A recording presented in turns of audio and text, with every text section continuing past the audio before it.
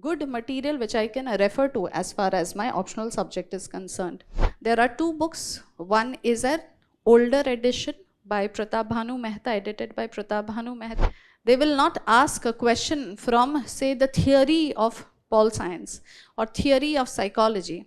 So it is polity and governance, IR and economy. These are the three areas that you prepare very well when it comes to interview. Yes, so you need such discussion, not just from the GS perspective. GS perspective में कई बार चीज़ें थोड़ी narrow down हो जाती है. Optional में वो चीज़ें फैल के थियोरी के रूप में आपके सामने जब समझ में आती है तो चीज़ें बेहतर होती हैं.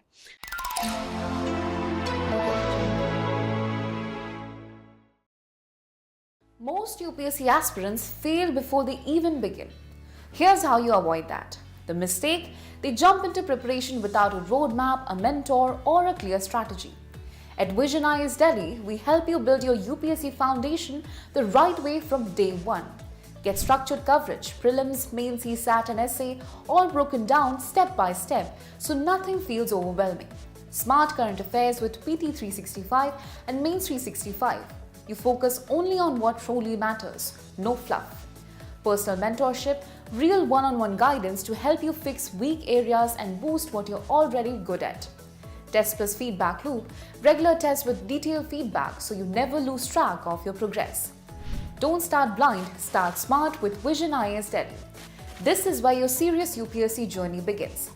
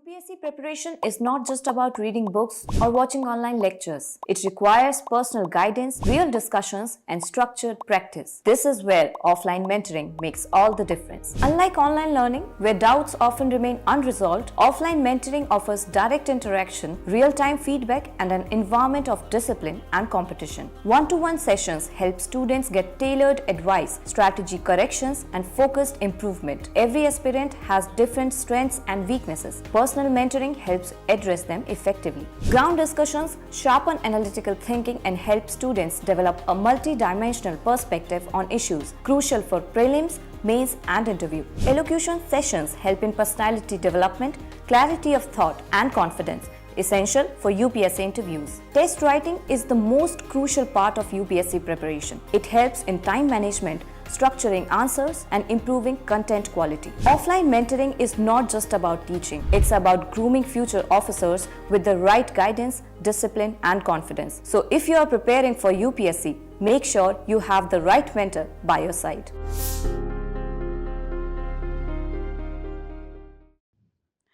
Good afternoon, all of you. Yes, so all of you have gathered here because I guess you are thinking about taking pol science as a optional paper. तुम क्यों आए हो? अच्छा, ठीक है. तुम prelims दे रहे हो कि नहीं इस बार? Fine. So I guess all of you are probably thinking about choosing PSIR as an optional. Yes. This session is also basically geared for the purpose of helping you decide. Yes, we are here to tell you what PSIR as an optional has to offer. Yes, but ultimately the decision rests with you. You have to make your mind as to which optional would suit you better. Through which optional would you feel more comfortable, through which you would not mind repeatedly studying it. Yes, so ultimately the choice would be yours, but I'm here to just help you make that decision, aid you in the process. Fine. So the purpose of the session is to see, to understand, and to evaluate if all of us can opt for PSIR as an optional. Now, before we decide that we should choose a PSIR as an optional or not, we need to have an idea as to what is that you should look for before deciding to choose an optional. I guess ma'am would have dealt with the same, so I'm not going to take much time there. I'll just briefly let you know my perspective, what I think has to be the determining factor while making this choice. Yes, see, most of us, what we do is when we are thinking of choosing an optional, we have students telling us, ma'am, ये optional इसलिए ले लिया because I had referred to it it was my graduation subject. Yes, or I have taken this optional because I had a group of friends, they were taking up this optional. I have taken up this optional because this is a small optional. I have taken up this optional because this optional is delivering results. Many of the students who are actually clearing the exam have this as the optional paper, and that is the reason I was inclined to make a similar choice. Yes, fine. I would not say that these are not factors which should not matter to you at all. But what are the primary factors which should determine your such a choice? First and foremost has to be interest in the subject. This is non-negotiable. Yes, first you need to understand, are you interested in this subject or not? Yes, how do you get to know that are you interested or not? Go through previous year questions. Go through, and you can refer to the NCRTs maybe, little, and just flap through. I would not say get into detailed reading of the NCRT there, but yes, flap through, see what are the concepts, look at the previous year question, look at the syllabus, yes, and you have to then decide which is the subject which appeals to you. Why do I say that interest is paramount? You might be interested in a subject which is not a popular choice amongst the UPSC aspirant.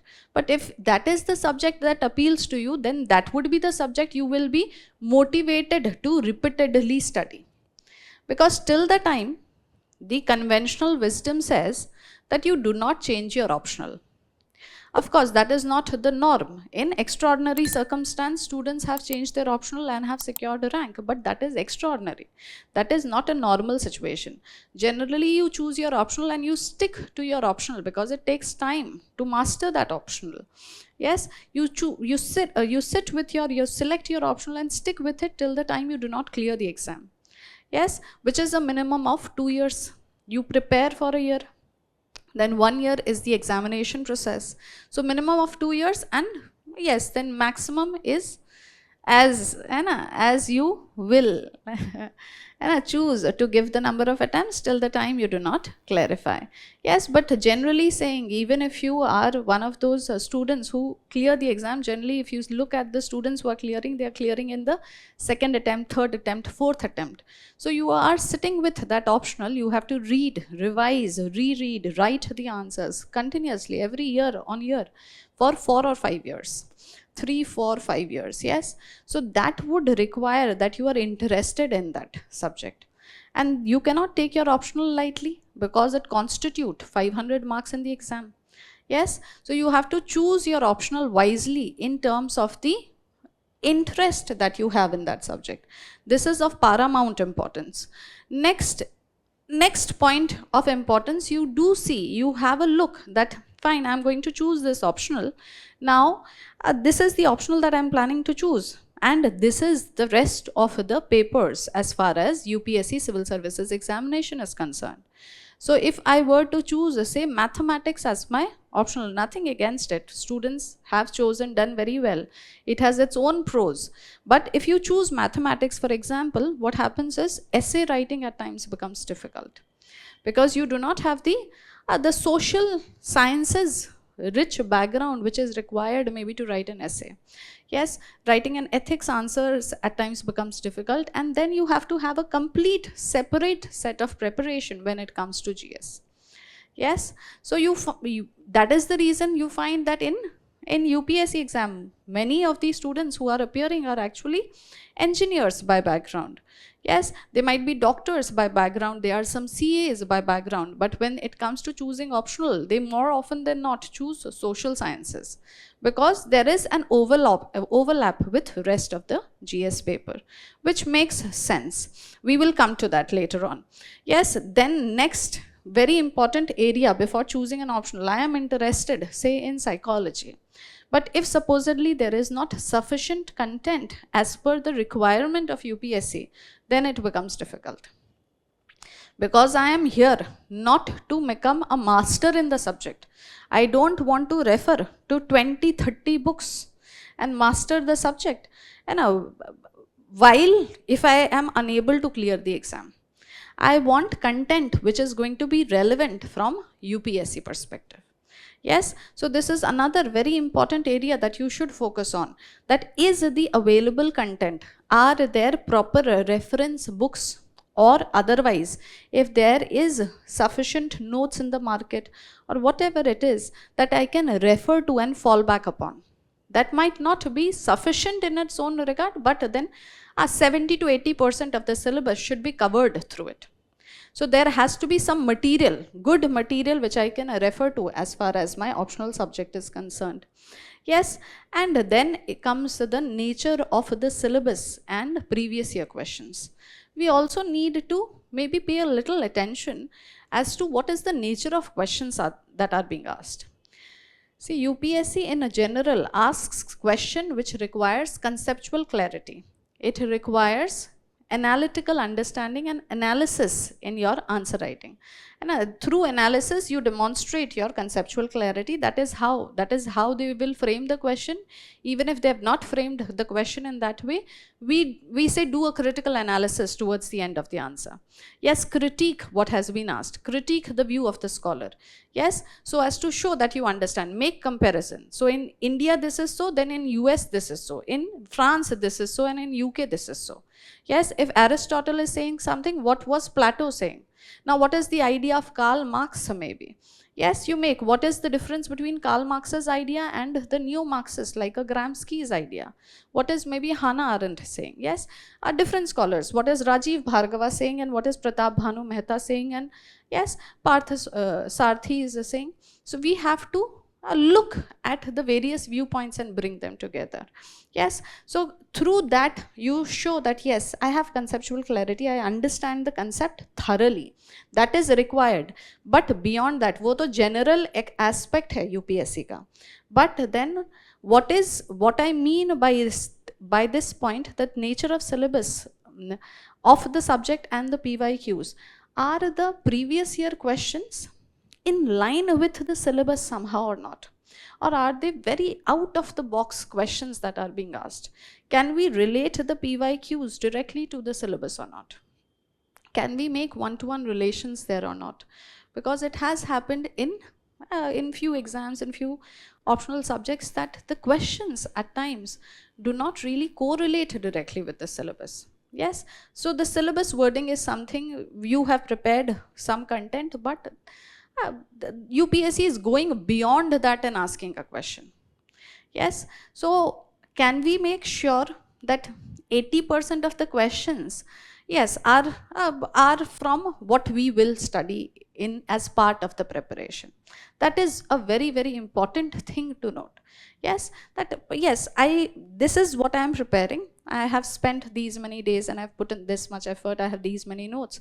But at the end of it, will the question in the exam pertain to the material that I am reading or not? Or will it be an bouncer question, which maybe none of us will know? none of us who are preparing for that optional might know, or very few might know. But here there is no relative marking, and you will not, it is not that these are sociology students, they clarify according to their relative marking, pol science student, psychology students, Hindi literature student, है ना, anthropology student, और say geography optional student, ऐसा करके relative है ना, each subject to its own तो नहीं है, and all the subjects come together as just the optional paper and the relative marking that you are going to get there. Yeah, so you have to keep this point also in mind, that will the questions, are the previous year questions telling me that the questions will pertain to the material that I'm going to refer to or not.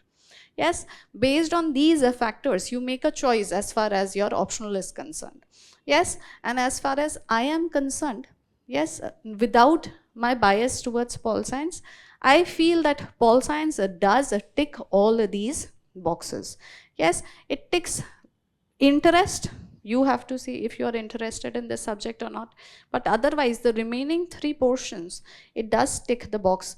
Yes, as far as the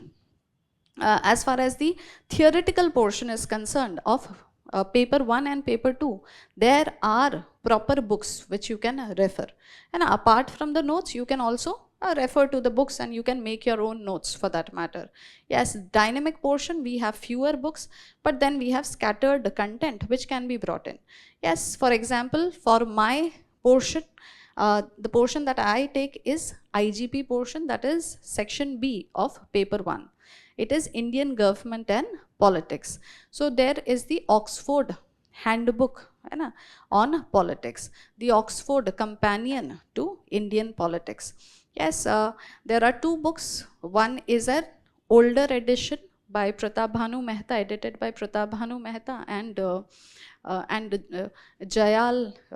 Yes, and the recent edition, which was published in 2023, has been edited by Sumit Ganguly and E. Sridharan. Yes, so these 2 are good books that we can refer as far as the syllabus is concerned. Beyond that, we can refer to E-Gyan Kosh, IGNOU material. IGNOU material is also a good source as far as IGP portion is concerned. Otherwise, previously the students used to refer to BL Fadia. Yes, but I feel that these 2 sources, the Oxford handbook 1 and 2, and the IGNOU portion, E-Gyan Kosh, has good material as far as IGP is concerned. Beyond that, of course, you have to keep up with the newspapers. So whatever recent developments are happening, you have to keep track of that. Yes, so you find that there is decent availability of content as well. Yes, and we find as of now, up till now, the kind of questions that have been coming, especially since a very, very long time, and especially you find since 2013, 14, 15, when the pattern changed, you find that the questions pertain to the syllabus, pertain directly to the syllabus. You can pinpoint, yes, this question has been asked from this part of the syllabus, and you must have, if you have prepared for pol science, you must have prepared the content around that question. Fine. With this has to be the basis for you to make up your mind. See, as I was saying, that overlap with GS paper becomes important. Now, as far as PSIR is concerned, and I am more concerned with, I will narrow down my focus because I guess ma'am would have dealt with it in a general. So I'll narrow down my focus to the IGP section, Indian government and politics, which happens to be section B of paper 1. You find that this portion has very good overlap when it comes to prelims. In prelims, you have the topic of polity and a polity and governance. Then in GS paper 2, as far as mains, once again under the section of polity, yes, I will show you few questions, yes, where you can see this overlap. The questions could have been asked either in PSIR or in IGP for that matter. Yes, and the next stage comes the interview stage. So in interview, if And when we reach the interview stage, you find that students are always thinking about what can be the question, because there is no defined syllabus. Whatever the interviewer sitting on the panel feels like he can ask. One of the areas from which he or she will ask you question is your DAF, your detailed application form. But beyond that, it is not necessary that they will limit themselves to the DAF. So another very fertile area from which they ask questions in the interview generally happens to be two. One is polity and governance, because they would often be in news. And for example, recently things like delimitation has been in news, the WAF board has been in news. Yes, previously one nation, one election was in news. Yes, so you find that you have these polity topics which are, elections were, if elections were held in the vicinity, then they will have questions on model code of conduct. Yes, they will have, if some defection has taken place, you will have a certain good amount of political developments going on in the country from which they will ask questions. Yes, and another very fertile area is IR. What happens is, it is human psychology that what they read in the newspaper on that day, when they are sitting in the panel, they will ask you a question on that. They will not ask a question from, say, the theory of pol science or theory of psychology. Yes, until and unless that is their field of expertise and also relates to your optional. But generally, the general questions that we expect is from current affairs. DAF and current affairs. And in current affairs, another very important section happens to be economy. Yes, so it is polity and governance, IR and economy. These are the three areas that you prepare very well when it comes to interview. Yes, and when you have these two topics as part of your optional, your strength, and you have a relatively better understanding of things, you are able to answer them in a better manner. Yes, and they are more likely to stick to these topics if your optional also relates to pol science. Yes, so anyways, so you find that this paper happens to be relevant throughout the examination process and even post the examination, because you want to understand the political system of the country. You are going to be the future administrators, IRS officers, IPS officers. Yes, IFS officers maybe, yes, foreign officers. So you will become diplomats of our country. So you require an understanding of the political system as well as of the international politics as is happening. Yes, not just from current affairs perspective, but also from a detailed theoretical understanding perspective, where you have a better grasp on the subject. Fine, so you find that there is a decent overlap as far as the GS paper is concerned. So generally there is this concern that as far as pol science is concerned, it is a longer subject, and it has a bigger syllabus. Yes, compared to few other optionals. But I feel that when you take into account the various overlaps, in fact, this paper, generally pol science, also becomes very relevant as far as essay and ethics is concerned. Yes, you can write good essays and good ethics essays, because these days you find essays are more on idiom based topics. You have certain phrases given out and you have to decipher them. Now, while deciphering those idiom based topics in essay, you don't start becoming even more philosophical than the philosophical statement that has been given. Yes, because we need to understand that you are preparing for civil services. What is the requirement of a civil servant? That you are objective. You understand things as is on the ground. You understand interconnectedness. You understand this event affects this and this event affects this, and this is all interrelated amongst each other. Yes, so that objective understanding. So whenever we are studying any theory, philosophy, anything, we make it objective as far as civil services preparation is concerned. But you need theory, you need, when there was a question in ethics, what do you understand? By happiness. Yes, so you deal with what do we understand by happiness sufficiently as far as your theory paper in pol science itself is concerned. You understand concepts like justice, liberty, equality, all that. Yes, we understand reservation, the policy of reservation, not just from the perspective of historical injustice, but in terms of equality of opportunity. We distinguish it from the socialist perspective otherwise. Yes, so you find that there is a rich overlap that happens. So this idea that this subject is a relatively longer subject, yes, this is in fact a misnomer. Yes, because when you take into consideration the amount of overlap, basically what it would tantamount to do, it would tantamount to reducing your time spent as far as your GS. Yes, you tend to develop better grasp and better understanding over it. Yes, also we often say what is required in the exam is, of course, hard work is required, there is no denial, but more than hard work, what is required is smart work. Yes, you need to strategize things, you need to have, and smart work, how do you do? By making strategic choices, by strategically preparing the subjects that you are studying. Yes, it also, UPSC requires great deal, I always mention, I've already mentioned conceptual clarity.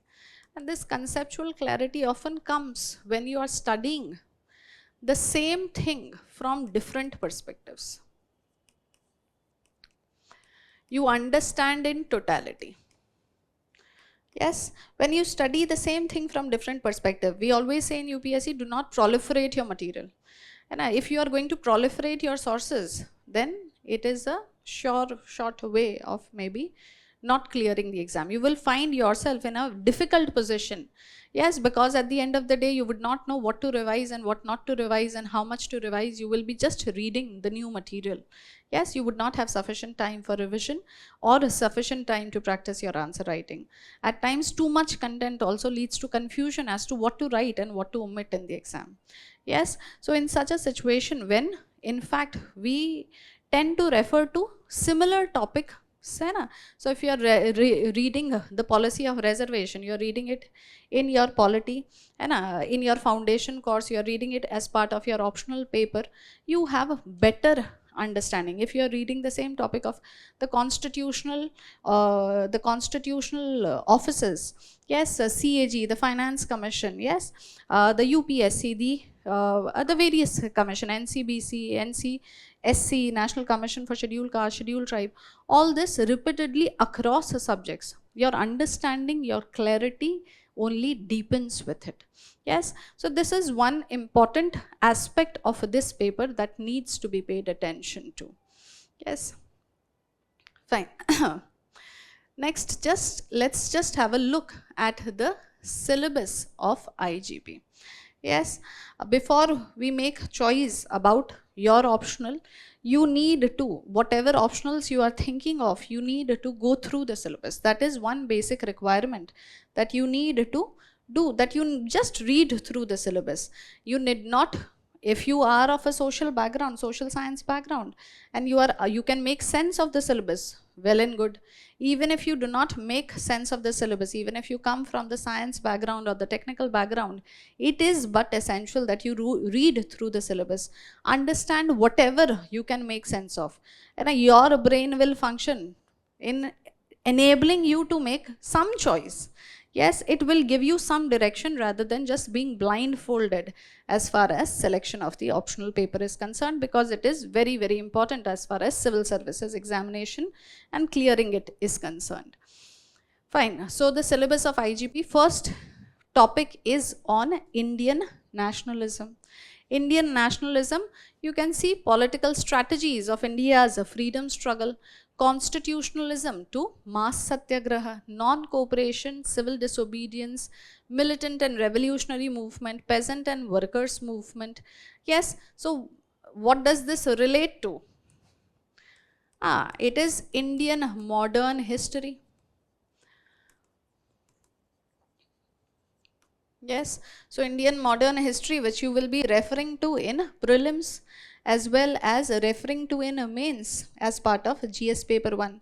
Any which way you will be studying this portion. Yes, which happens to be one of the topics as far as IGP is concerned. Yes, next topic is perspectives on Indian national movement. Yes, so Indian national movement. See, what we study, what we generally refer to Bipin Chandra's book or maybe those notes, है ना, spectrum वाली किताब आती है modern history की, वही सब पढ़ते हैं. या अगर किसी को थोड़ा ज़्यादा पढ़ना होता है तो you tend to refer Bipin Chandra's book.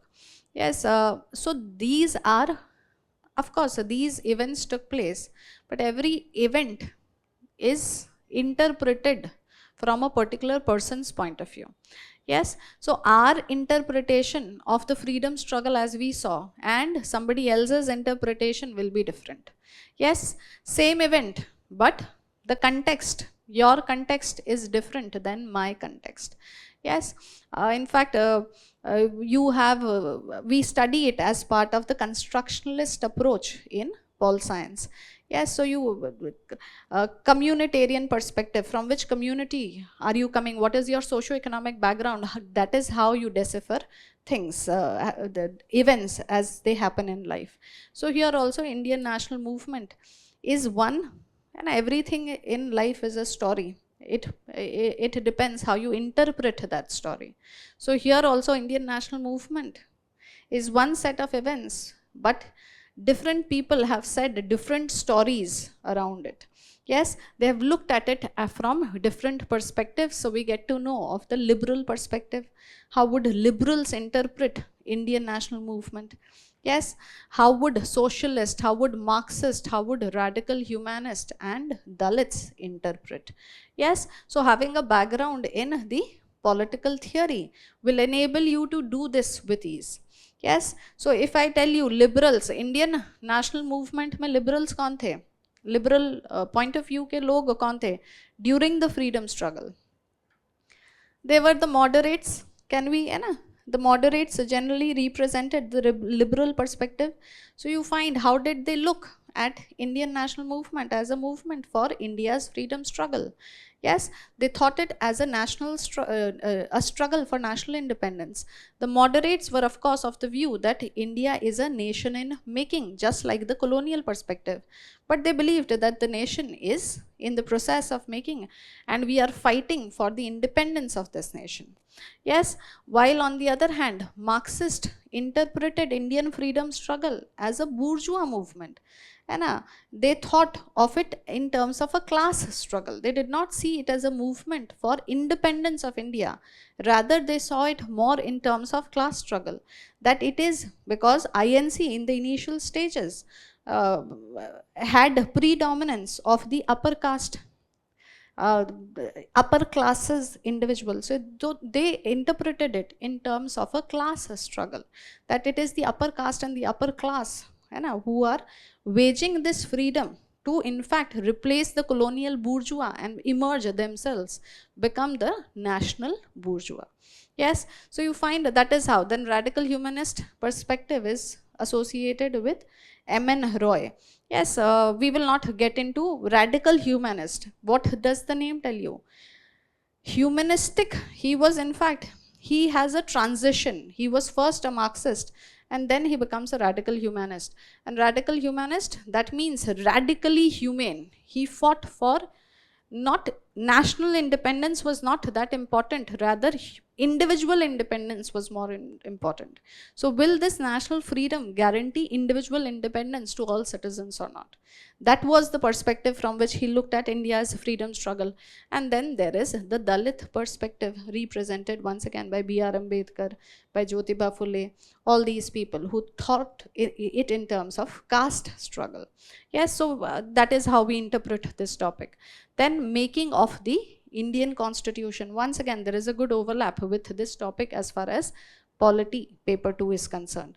Yes, so legacies of British rule. We know that Indian Constitution is it is a basket of borrowing. We have borrowed different provisions from different countries. Yes, and we proudly claim it to be so. We have brought the goods and the best systems which suited India's need and adopted them as part of Indian constitution. When B.R. Ambedkar had proudly proclaimed that Indian constitution has been made after ransacking all the written constitution at that point of time. Yeah, all the constitutions at that point of time. Yes, so legacies of British rule. So British rule has been a very important factor shaping our constitution yes government of India act 1935 वो एक major component है जिसके through हमने borrow किया है legacies of British rule once again controversial yes some say that it led to rise of nationalism other say the nation already existed Aurobindo Ghosh says the nation already existed yes but it was sleeping and now the spirit is awakened so it is not that the British rule has contributed to rise of nationalism. Yes, then you have different social and political perspectives as far as making of the constitution itself is concerned. Fine, next is the salient features of the Indian constitution. Once again, a great amount of overlap with polity. है ना, यही आप GS में पढ़ोगे, यही आप यहाँ पे भी पढ़ोगे. Of course, we will see what is the difference between the two. Yes, but yes, the topics like preamble, fundamental rights, duties, DPSP, parliamentary system, amendment procedure, judicial review, and the basic structure doctrine. All this we also study as part of GS. Preparing for the UPSC Civil Services examination demands strong preparation across all mains papers. And when it comes to scoring well in the mains, your optional subject plays a crucial role. A good performance in your optional paper can be the difference between just qualifying and securing a top rank. To help you build a strong conceptual foundation and improve answer writing, Vision IAS presents the Optional Classroom Program 2026, available in both live online and classroom offline modes. Subjects offered: Geography, Sociology, Political Science and International Relations. Batch starts from 20th June, 2 p.m. Physics. Classes start from 15th July.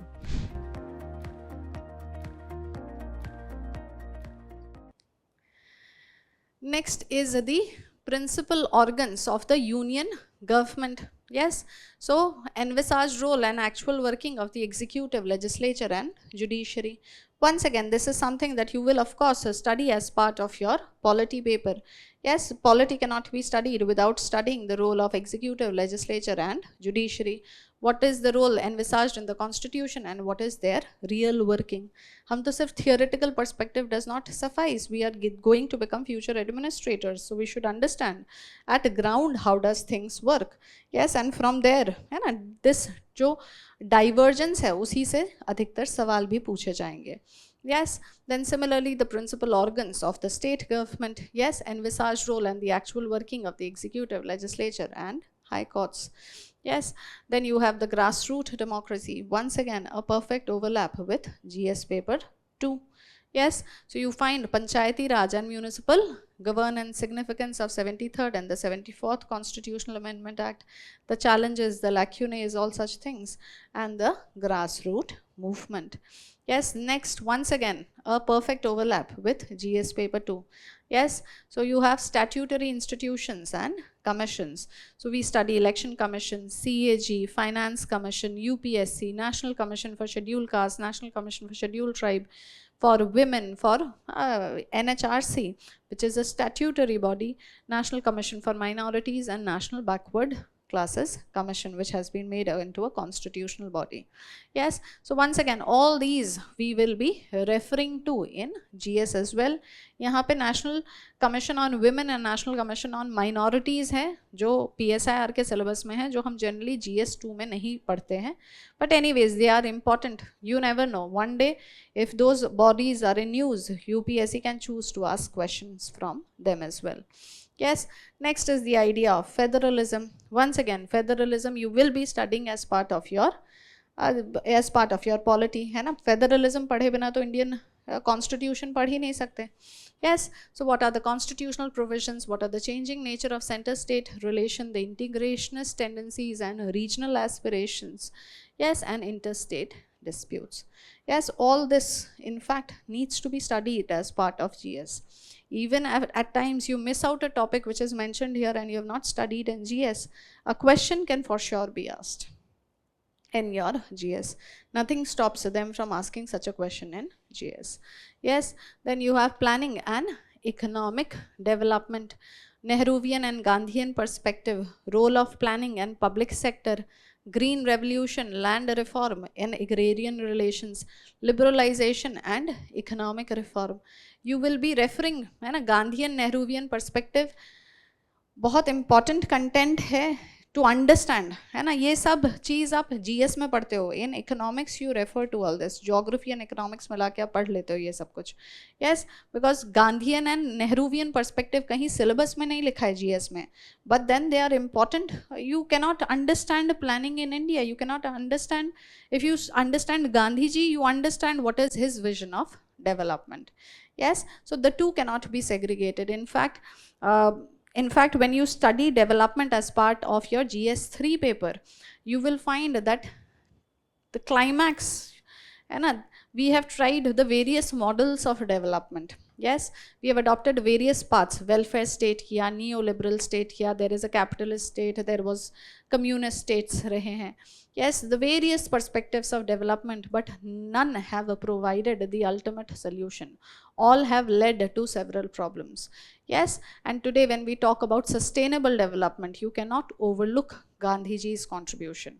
Yes, the relevance of Gandhi in the 21st century can be a question in your, previously it could be easily a question in your essay paper as well, and now in your GS papers. Yes, even in your ethics paper for that matter. And then critique his idea. Yes, we need not, in fact I think so there was once a question about how Gandhiji views caste and Ambedkar views caste, and that debate between the two in your GS paper 1. Once again a topic which you would have covered as part of Indian government and politics, and anyways very very important है ना. Gandhian perspective, Nehruvian perspective, Mahalanobis model वगैरह जो आप पढ़ते हो है ना, सब कुछ है ना यही से, यही तो core है, यही genesis है ना, of the idea of development as we have taken up, how India has undergone the various stages of development, then adoption of the new economic policy, neoliberalism, how it has affected development, green revolution not only in terms of agricultural sustainability or agricultural self-sufficiency, but green revolution also had a major implication in politics. Yes, these are major phenomena that happened in the Indian landscape. And we cannot, that is the reason I say that you need to look at an event not from a single perspective, because these are major developments and they would have multiple consequences. Yes, in every realm there would be ramification. There would be ramification in economics, there would be ramification in politics, and not just in agriculture or geography. Not just in terms of soil health and agricultural self-sufficiency, very, very important factor as far as politics is concerned. It leads to rise of OBC politics. Yes, intermediate castes है ना start emerging and emphasizing. इसको हम Bullock capitalist करके एक phenomena है. Yes, that is what we associate with it. Yes, so you find that once again है ना throughout you will find an overlap and important topics. These इनके बिना आप कैसे समझोगे? मुझे तो ऐसा लगता है इनके बिना आप नहीं समझ सकते ना. You cannot write good answers. Ultimately when you are writing good answers, जैसे कि essay में हम हमेशा कहते हैं कि conclude on a positive note. Conclude, give. essay को differentiate करना ज़रूरी है GS से. essay में भी आप way forward, हर आंसर जो आप लिखोगे UPSC में बैठ के, वहाँ पे दो चीज़ें आप ज़रूर करोगे. One would be critical analysis. You would, anybody asks you something, that is not the end of the question. You also look at it from a critical point of view, that okay, this is the idea, but then these are the problems associated with it. And then you also give solutions, because you cannot leave it at problem.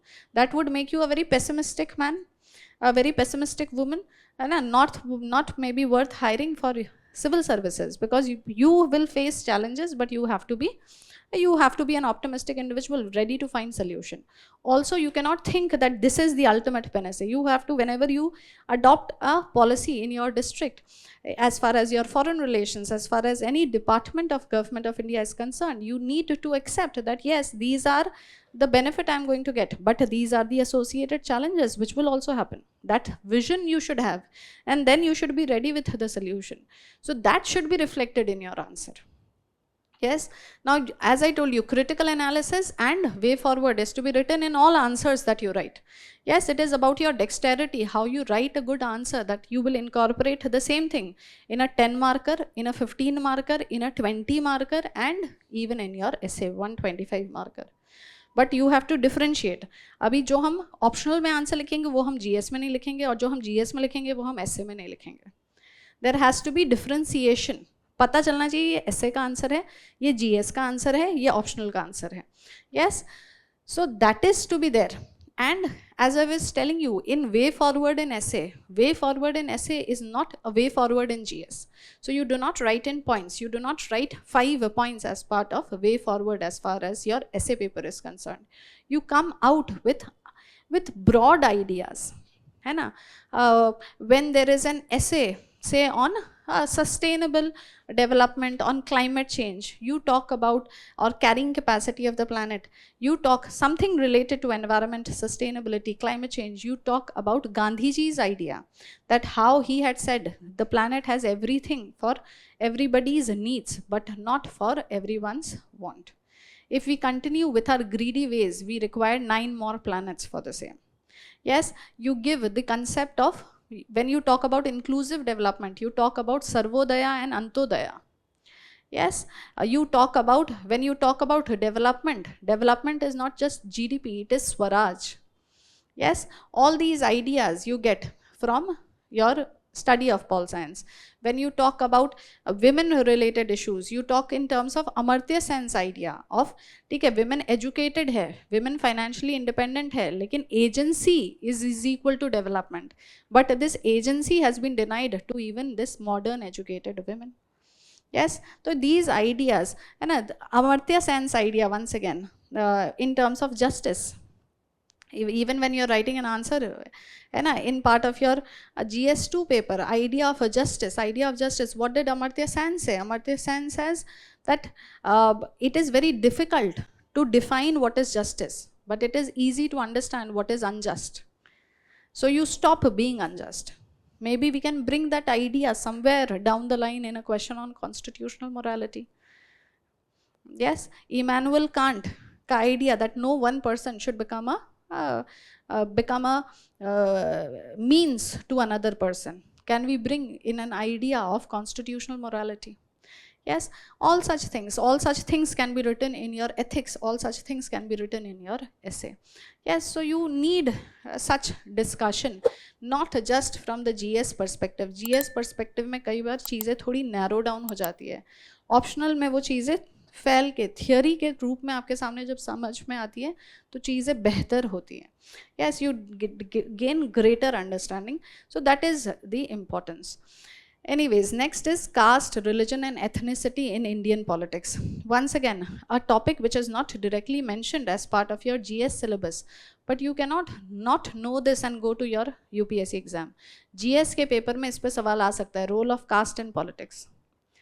है ना, you can easily have such questions. अभी वाफ board पे जो चल रहा है, role of religion in politics, है ना, वर्शिप, अभी जो worships place of worship act पे, है ना, जजमेंट्स आए थे, है ना, role of religion in politics.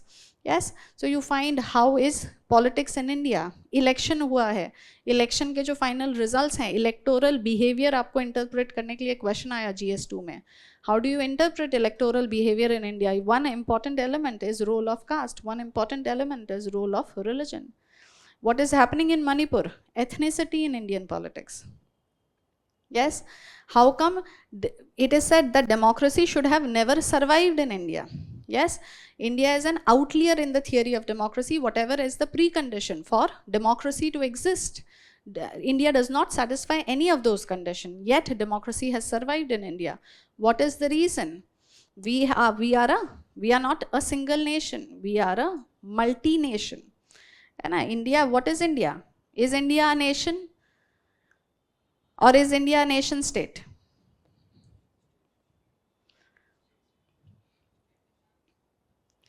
Yes, so are we not a nation then? है ना, इसमें हमें थोड़ा सा दुख होता है बोलने में, क्या बोले, अभी तो फंस गए. यस, तो nation, we are not a nation. Yes, we are a multi nation. Yes, there is a Gujarati nation, there is a Marathi nation, there is a Telugu nation, there is a Malayali nation, there is a Kashmiri nation. We are a multinational country. Yes, are we a nation state? If we are not a nation, we cannot be a nation state. है ना. Nation state का example क्या है? Germany, Italy, वो सब nation है और nation state है ना. You have to be a nation to be a nation state. Yes, nation क्या है? Nation is a group of homogeneous people, ethno linguistically homogeneous people who share a sense of belonging. ठीक है. Nation state क्या है? When this people inhabit a particularly defined geographical territory, there is a government and the government has sovereignty, that is a nation state. लेकिन जब हम nation ही नहीं हैं तो हम नेशन स्टेट कैसे बनेंगे? तो हम हैं state nation, as some of you mentioned. Yes, so we are a multinational nation.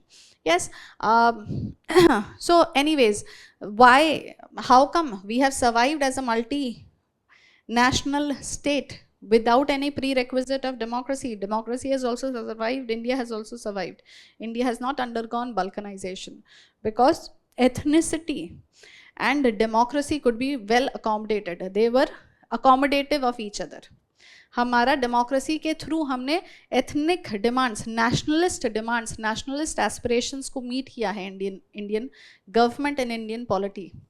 Yes, what we did for ethnic aspirations, ethno-nationalism of Gujarati, ethno-nationalism of Marathi, we said that the bilingual state of Bombay will be bifurcated. We will make a state of Maharashtra and Gujarat, and this is made within the federal system. So each state gets to elect their own government, and then the government will make laws for their governance. The Bodo people in the state of Assam, they want greater autonomy. अब उनको statehood नहीं दे सकते क्योंकि वो state financially, administratively viable नहीं होगा, तो हमने autonomy दिया है उनको. Yes, but how have we done this? है ना, India is a unique case. Look at example of Sri Lanka.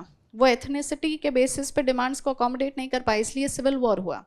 Civil war खत्म हो गया 2009 में, but still then, है ना, they went into a biggest sovereign death crisis in 2022, and one of the reasons given by the Indian government to the Sri Lankan people is that you did not handle your ethnicity crisis well. Yes, but we have not. We have been blessed to have handled it well. Yes, look at Pakistan, how it has handled the ethnicity crisis. Look at Nepal, look everywhere around you. You will find troubles. But India, because India was a liberal democracy, yes, so we find, plus we had accommodative leadership, we had good entrenched leadership, they could accommodate. Indian constitution is a consensus document, है ना, unlike Nepal जहाँ पे majoritarian document. अभी नेपाल में protest चल रहे हैं, वापस से उनको मोनार्की चाहिए. They want to go back to monarchy because the elected politicians, their lust for power has dissatisfied the people of Nepal. But we do not find any such movements in case of India because we have been able to accommodate the aspirations of ethnicity through Indian democracy. Yes, तो ये सारा जो understanding है ना, आप ये सब you get better understanding of things as we get into details of such things.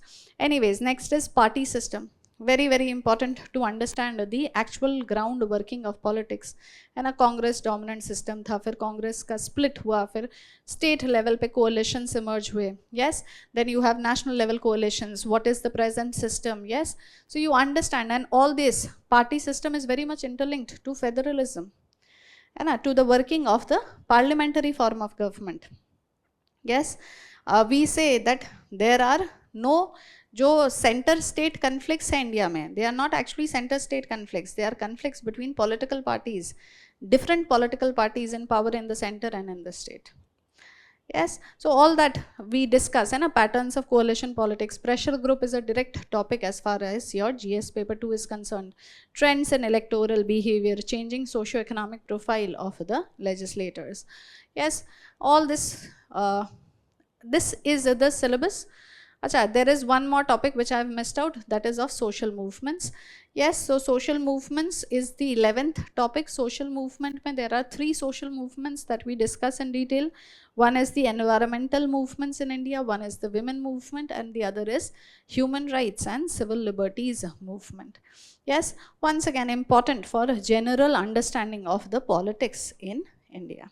Yes, to understand the actual working of the political system, you find that a study of IGP helps a great deal. Yes, next I've just mentioned the syllabus of polity as well. We will read through fast. You can see Indian Constitution, historical underpinning, evolution, feature amendments. Yes, significant provision, basic structure. You have functions and responsibility of the union and state, wahi है ना, executive, judiciary and legislature.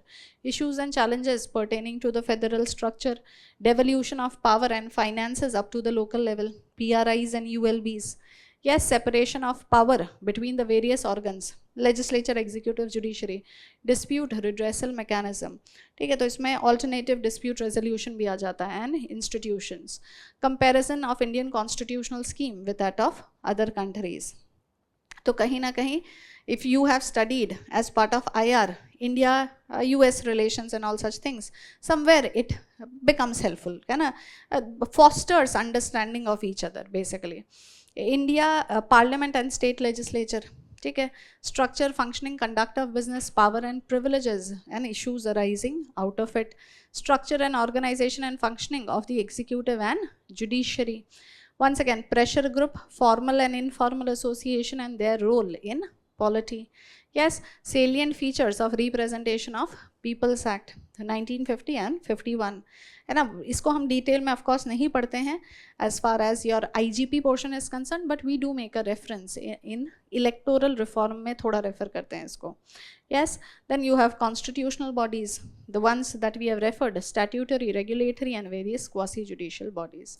So you find great deal of overlap, yes, between IGP and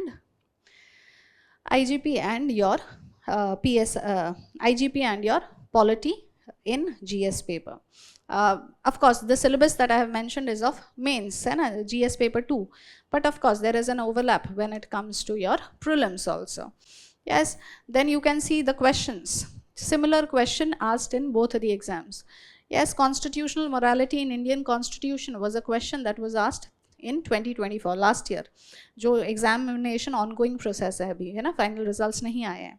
And इससे पहले 2021 में you find a question on constitutional morality itself which was asked in GS. So if you make such comparison, you will find other questions on similar lines as well. This was just at the forefront, I have just picked it up. Fine. Few questions I've just taken from क्योंकि syllabus same है तो of course topics same ही रहेंगे. Yes, so 2024 GS questions, you can see the duty of CAG is not merely to ensure expenditure, the legality of expenditure, but also its proprietary. ठीक है, तो the duty of CAG, ये CAG क्या है, कौन सा article in the constitution provides for the office of CAG? 148, and the role of CAG is to perform audit of government expenditure. Yes, and this expenditure का audit तो legal duty है ना, but then there is this aspect of proprietary audit where the CAG will not look into the legal aspect of the expenditure. Was it sanctioned by the parliament and was the expenditure according to the processes mentioned by the parliament, by the law, but it will look into the propriety कि wisdom था कि नहीं, with this, did this expenditure result in the desired outcome or not? Yes, was it with malevolence या benevolence के through ये expenditure हुआ? Yes, so you look into propriety. Expenditure is not mandatory function, it is a voluntary function. They can choose to do proprietary audit, and proprietary audit we say looks into the wisdom of such expenditures made. Yes, so this was the question. ये controversial aspect है ना, कि we do not want, or those in the government do not want, basically the CAG to do a proprietary audit. They want CAG to restrict himself on just studying the legality of the expenditure.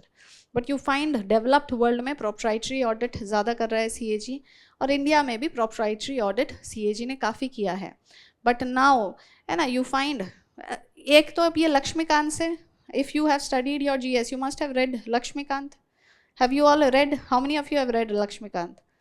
ठीक है, आपने कुछ लोगों ने लक्ष्मीकांत पढ़ी है, तो आप you must be familiar with these names. Few points are mentioned in Laxmikanth. D Basu भी अगर आपने पढ़ी है तो वहाँ पे भी you will find it. Yes, but a detailed understanding of the CAG and the change of the government, how things have changed for CAG. CAG as an institution was considered, is considered one of the pillar of Indian democracy, but you find that one party dominant system affects the independence of CAG, and its independence and its functioning have been questioned in the recent years. Yes, so you find that ये proprietary audit करने लग गया था ये institution, but these years, है ना, past 10 years, they have reduced proprietary audit because come under the influence of the dominant party in the center. Fine, so you find that all such questions. Yes, analyze the role of local bodies in providing good governance. Discuss India as a secular state, compare the secular principles of, compare it with the secular principles of US Constitution. So secularism हम polity में भी पढ़ते हैं और हम IGP में भी पढ़ेंगे. Now the next set of the question, अभी तक तो हम एक ही चीज़ emphasize कर रहे थे कि overlap है, that is what we have been emphasizing and we have shown it repeatedly. Now the next logical question that must come to your mind is that अगर इतना overlap है तो फिर मैं IGP पढ़ूँ ही क्यों, मैं polity ही पढ़ लेता हूँ. Yes, if I can, I should be able to make do with the study of polity. There is no need for me to specially refer to IGP. Okay, that also serves your purpose. Why it serves your purpose? Because little less to study finally for the optional. Yes, so कहीं भी पे पढ़ लो. The point is that, है ना, कहीं पे भी एक जगह पढ़ लो तो that should serve. Then syllabus अपने आप कम हो गया आपके लिए. Yes, so that helps. But anyways, will the study of polity suffice as far as IGP section, or does PSIR have to offer more as far as the similar syllabus? Syllabus में ज़्यादा कोई फ़र्क नहीं है, but does it have to offer more when it comes to the same syllabus? The answer is, of course, yes. IGP has to offer more. Yes, why does IGP have to offer more? Let me just give you one or two examples. I'll not take much time there. For example, let us take this question itself. Yes, this question was asked in 2024 and it is a 15-marker question. What do we understand by secularism? जो हम polity में पढ़ते हैं. Can you tell me, those who have studied little GS, can you tell me how would you define secular state? Yes, separation of state and religion. और कोई aspect है? देखो, अधिकतर यहीं पे रुक जाते हैं, यही है ना. दिस इज द क्रक्स की separation of state and religion. In case of India, India is a secular state. There is no religion of the state per se. Yes, this is how we define secularism. Another important component of secularism, however, is that individual citizen is free, generally is free to pursue, है ना, whatever religion he or she wants in their private sphere. जब तक वो private sphere में कोई भी religion pursue करे, state has no relation with religion, है ना. State does not support any religion, state does not ban any religion, state has no relation. Keep state and religion far away. State is in public domain, individual in his private domain, whatever religion he or she might follow. Yes, so these are the two, है ना, essential features of a secular state. Yes, now this is how we define secular state. Now here the question is, compare it with secular principles of US Constitution. See, fine, this question has come this year. but when it comes to your IGP, we never left it at this much. इतना सा पढ़ के we cannot do away with secularism. ज़्यादा से ज़्यादा GS में पढ़ेंगे कि हाँ क्या है criticism, क्या है of Indian secular state. जो हिंदू nationalist हैं, they criticize as it as a said pseudo secular concept, है ना. They will call it minority appeasement. Yes, हम ये पढ़ते हैं when it comes to secularism. इससे ज़्यादा हम secularism नहीं पढ़ते GS में. Yes, but when it comes to your IGP portion, we study secularism from a very detailed perspective based on the idea given by this prominent scholar known as Rajiv Bhargava. He does not leave definition of secularism here. He looks into secularism, an Indian model of secularism. He has studied Indian model of secularism. So he says that the two prominent models of secularism, one is represented by the US and the other is represented by France. Let me just go on an open page. Yes, so you find Rajiv Bhargava, and he says that there are two prominent models of secularism. One is represented by US and one is represented by France. Now what is the difference? He says in case of US, state is indifferent to religion. It is a model, he says, of mutual exclusion. It is a model of mutual exclusion, which means state will not interfere in religion. Similarly, religion will not interfere in case of state. Yes, this is how things are. And therefore, yes, you find that in case of US, you have certain states who allow for child marriage. Child marriage is not banned. Okay? And you find that in some states of US, taking a religious perspective, abortion laws are not very advanced. You also have a very regressive judgment that had come during Trump's previous presidency. Fine. Now, in case of France, however, there is state is actively hostile to religion. Yes, both are secular. Yes, in case of France, there is one-sided exclusion. Yes, one-sided exclusion, that means state can intervene in religion. State intervention in religion is allowed, but religion cannot intervene in state. Yes, so state can intervene in religion. What does this mean? It means, for example, the state of France can ban wearing turbans, banning burqas. Yes, so you find that state can do so. Yes, how come this model is adopted in these two countries? There has to be some logic. ऐसे randomly तो कोई भी model नहीं लेंगे.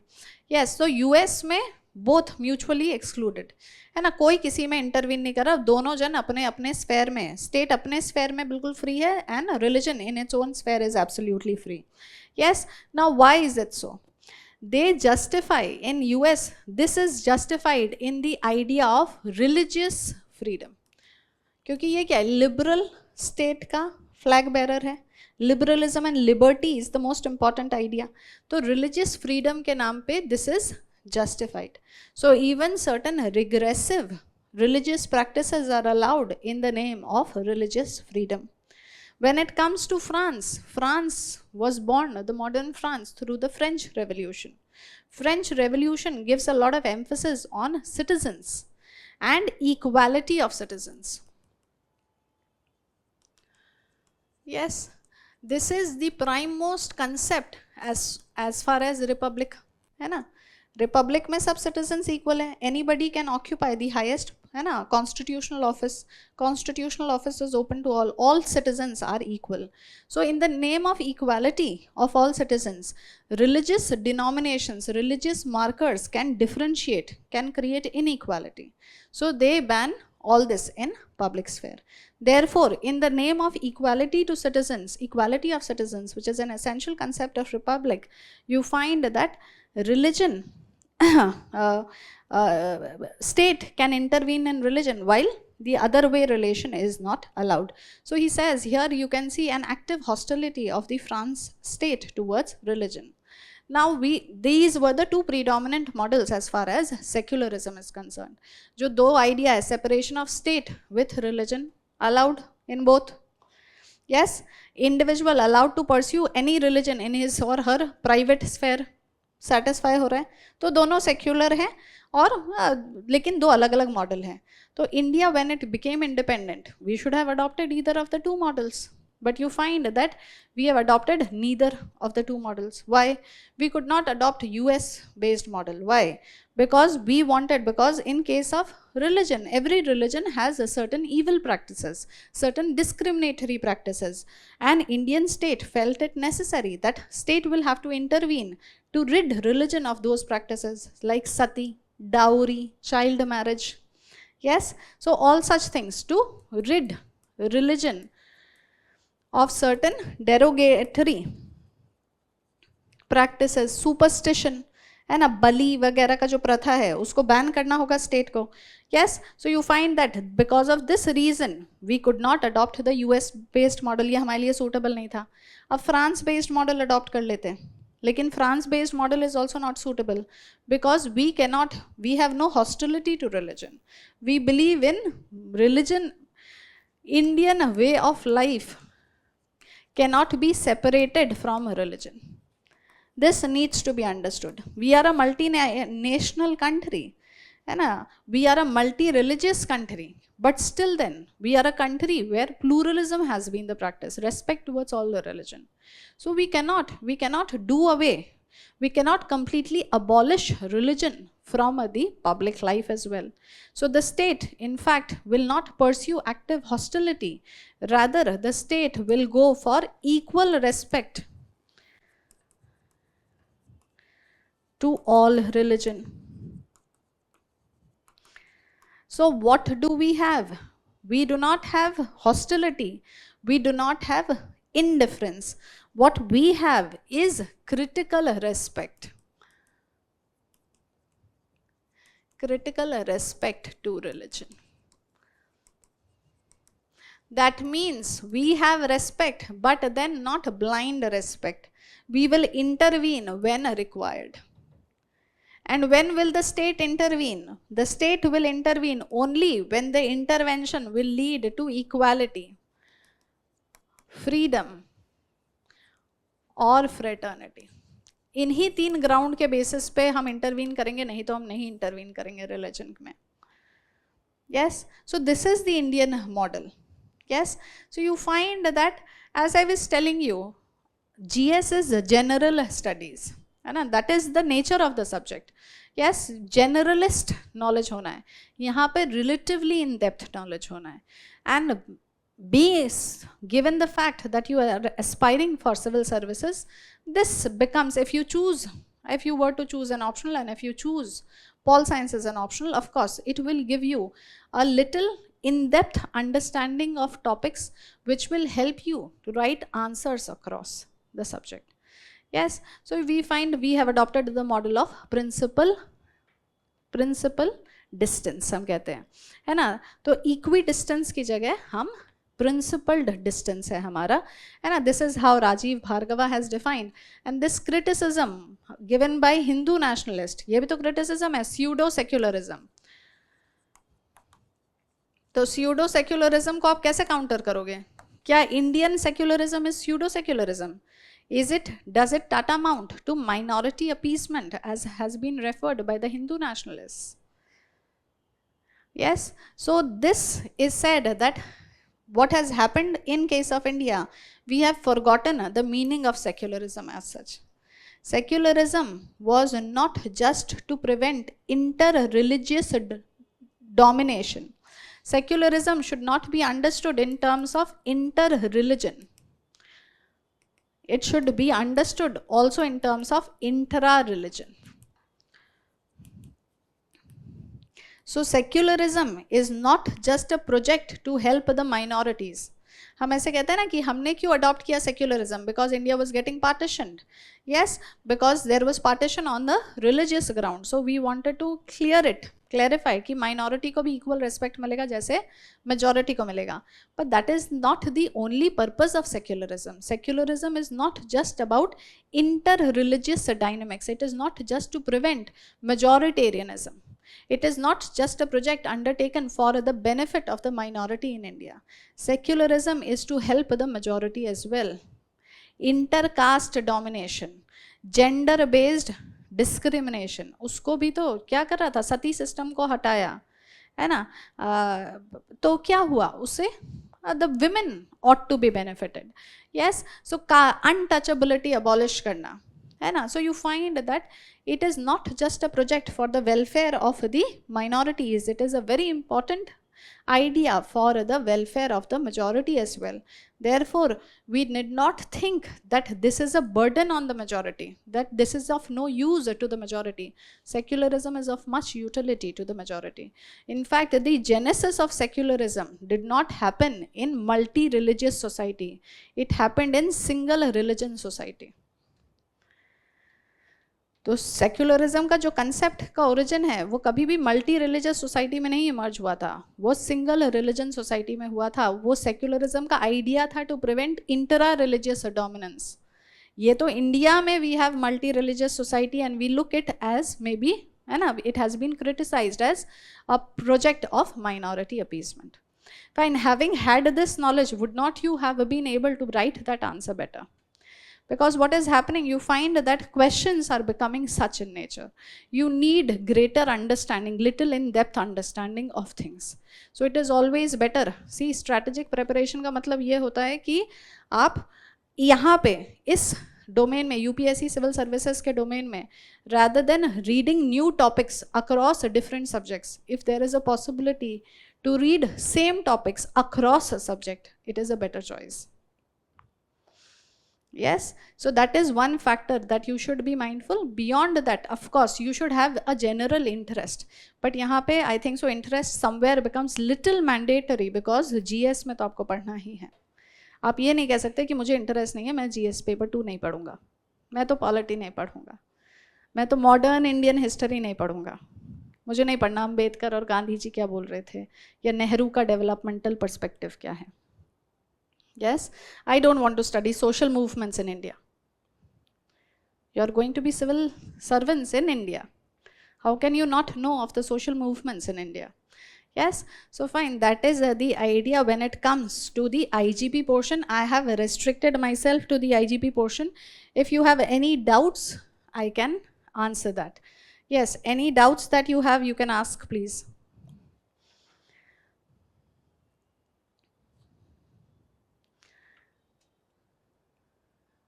Looking for expert mentoring to crack UPSC?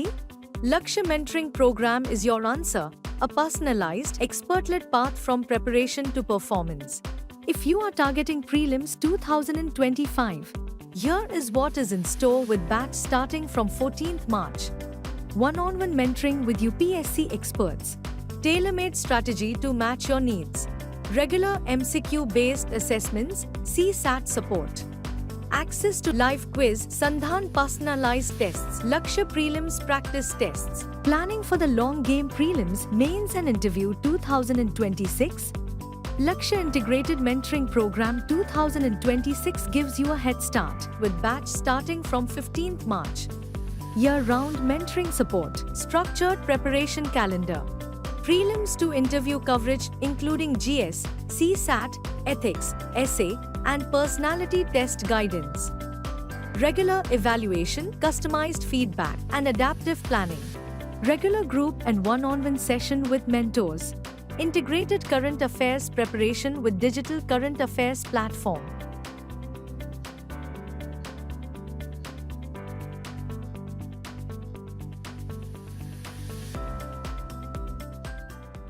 Are you still juggling newspapers, random notes, and endless PDFs trying to make sense of current affairs? Let's make your UPSC prep smarter.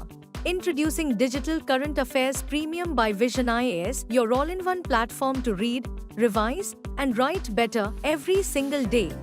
Have a doubt from today's news or something in your syllabus? Just ask and get instant AI-powered answers that are concise, relevant, and completely aligned with the UPSC exam pattern. No more guesswork, no more confusion.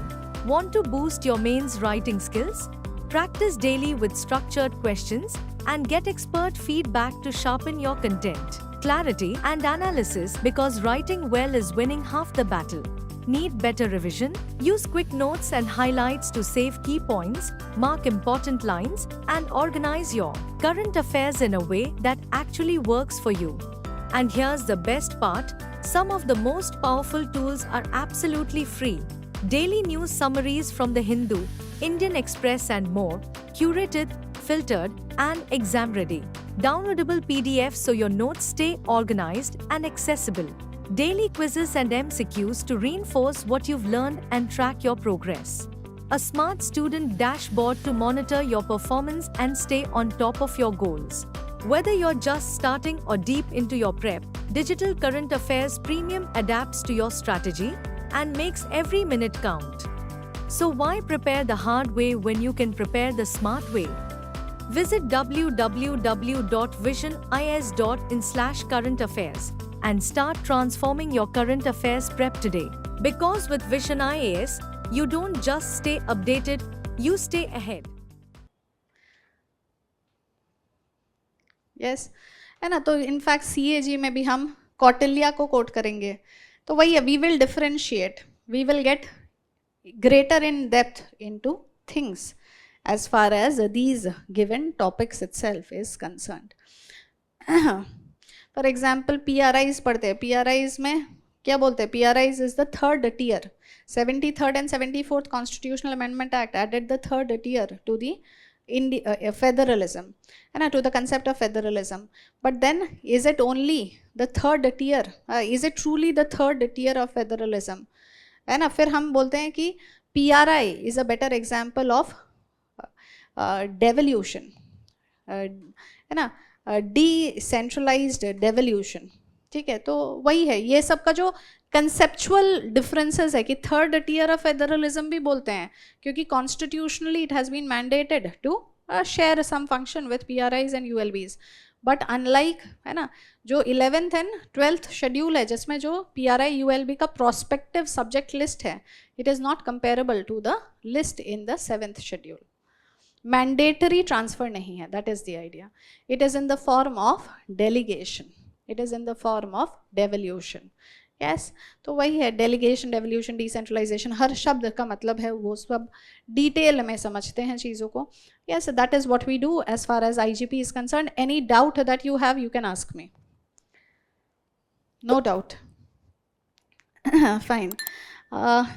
Fine, I would just conclude on this note.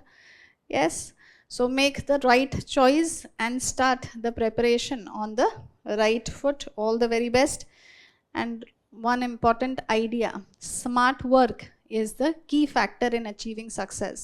Hard work is important. We as Indians believe. अपने, I don't know if you are aware of this or not. एक case study है. I'll just end it on that. On Dettol and Savlon. ठीक है. तो Dettol was the dominant antiseptic used in India. ठीक है. And when you apply Dettol on a cut wound, it burns. ठीक है. फिर आया Savlon, which did not antiseptic but does not burn. तो जो पेन पॉइंट था डेटॉल का, उसको एड्रेस कर दिया Savlon ने कि हम antiseptic same benefits without burning sensation. But then we as Indians, we have always believed good things come only when there is some pain which precedes. Pain के बिना there is no sweet without sweat. है ना, ये this is the belief. तो Dettol ran a counter campaign saying that since it burns, it works.